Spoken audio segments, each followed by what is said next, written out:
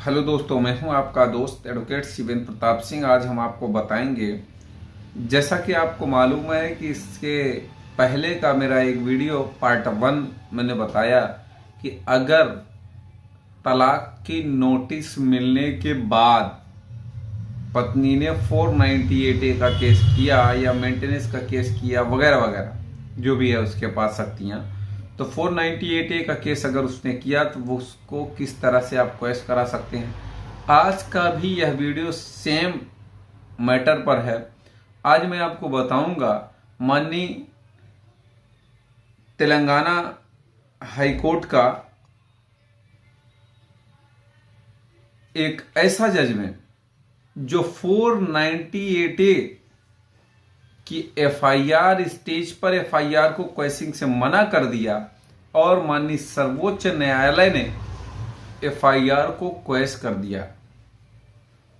और क्यों कर दिया, किस ग्राउंड पे कर दिया, इसके बारे में डिटेल से चर्चा करेंगे। और यह पार्ट 2 है। इसके अलावा भी हमने कई वीडियो जैसे बनाए हैं जिसमें बताया है हमने कि अगर पति तलाक का मुकदमा पहले फाइल किया है और उसके ऊपर बाद में 498A का केस किया गया है तो उसको लड़ने की जरूरत नहीं है। Step to step high court जाए, हाई कोर्ट नहीं सुनेगा, सुप्रीम कोर्ट सुनेगा 100% उसको केस लड़ने की जरूरत नहीं पड़ेगी। बस तरीके से केस को लड़ना पड़ेगा बस। सबसे पहले तो आज का यह जजमेंट हम आपको बताते हैं। Dara Lakshmi Narayan versus state of Telangana SLP number 16239/2024। ये ऑर्डर डेट है 10/12/2024। माननीय सर्वोच्च न्यायालय का यह दमदार जजमेंट। इसमें भी यही हुआ था। तलाक के मुकदमे के बाद जब नोटिस भेजी गई पत्नी को तो पत्नी ने मुकदमा कर दिया 498A का। अब छोटा सा पार्ट इसका समझ लेते हैं। इसमें हुआ क्या था। एफआईआर में 10 तोले सोने की डिमांड की बात कही गई थी और 10 लाख रुपए की बात कही गई थी, ऐसा लिखा गया। और 7 लोगों के खिलाफ एफआईआर हुई थी। तेलंगाना हाई कोर्ट में क्वेशिंग पिटीशन फाइल की जाती है, लेकिन तेलंगाना हाई कोर्ट ने क्वेशिंग से मना इसलिए कर दिया कि एफआईआर स्टेज पे क्वेशिंग ठीक नहीं है, क्योंकि अभी इसमें चालान नहीं पेश हुई है, चार्जशीट नहीं लगी है, अभी साक्ष्यों या गवाहों का जिक्र नहीं हुआ है। पति यहीं से नहीं रुका। जब तेलंगाना हाईकोर्ट ने क्वेशिंग पिटीशन को रिजेक्ट कर दिया या क्वेश करने से मना कर दिया तो माननीय सर्वोच्च न्यायालय का दरवाजा पति ने खटखटाया। इसमें पति पक्ष ने सुप्रीम कोर्ट में साफ शब्दों में यही बात कही कि एक बार घर छोड़कर, या यूं कहा जाए कि बार बार वो घर छोड़कर चली जाती थी, किसी और के साथ रहती थी, तो आदमी कुछ दिन तक ढूंढता है, खोजबीन करता है, ना मिलने पर भाई पुलिस का सहारा लेगा। तो उसने पुलिस का सहारा लिया और पुलिस ने उसे ढूंढा और पाया कि वह किसी और व्यक्ति के साथ रह रही आराम से। तो किसी तरह से पुलिस के सामने समझौता हुआ, मान मनोबल हुआ और उस महिला ने पति के साथ जाने के लिए तैयार हो गई और उसने ये कहा कि इस तरह की गलती अब दोबारा नहीं करूंगी वगैरह वगैरह, लिख कर भी दिया सारी चीजें। उसके कुछ दिन बाद फिर से वही रवैया पत्नी का, फिर से वो चली जाती है। तो जब बार बार यही रवैया है तो पति थक हार के बाद में डाइवोर्स का केस कर देता है।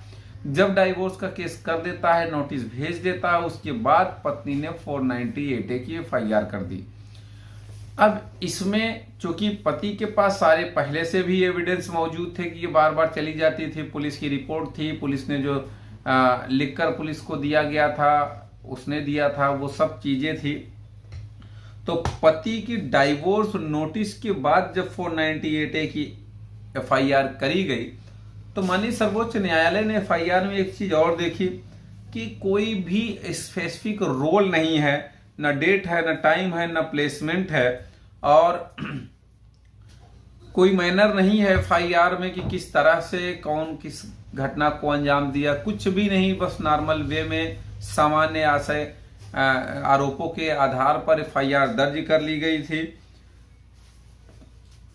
जो कि हाँ, और एक उसमें छोटी सी गलती थी या बहुत बड़ी भी गलती कहा जा सकता है पत्नी की, कि उसमें जो व्यक्ति घर पर रहते नहीं थे उसके खिलाफ भी एफआईआर हो गई थी। ऐसा लगभग हर एफआईआर में होता है 498।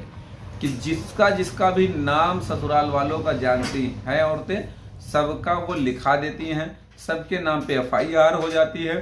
तो इस तरह की कमियों को देखते हुए माननीय सर्वोच्च न्यायालय ने 498A की FIR इसलिए क्वेश कर दी कि कोई डेट टाइम नहीं, कोई स्पेसिफिक रोल नहीं, और सबसे बड़ी बात, जब पति ने डाइवोर्स की नोटिस भेजी और नोटिस लेने के बाद उसने 498A की FIR कर दी, यह एक बदले की भावना कही जा सकती है, या फिर ये समझा जाए कि जब भी कभी, अब यहाँ कुछ लोगों का ये सवाल भी होता है कि मैंने अगर मैंने डाइवोर्स का केस अगर किया तो पत्नी 498A का केस करेगी, मेंटेनेंस घरेलू हिंसा।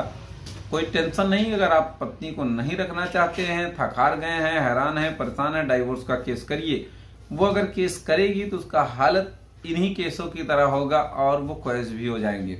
अगर कोई सवाल शेष रह गए हैं तो उम्मीद करता हूँ, आशा करता हूँ आज का यह वीडियो आपको बेहद पसंद आया होगा। अगर वीडियो पसंद आए तो वीडियो को लाइक करें, शेयर करें, यूट्यूब चैनल सीवे हाईकोर्ट को जरूर सब्सक्राइब करें। अपने सवालों के जवाब आप स्क्रीन पर चल रहे नंबर पर भी ले सकते हैं या फिर कमेंट बॉक्स में कमेंट करें।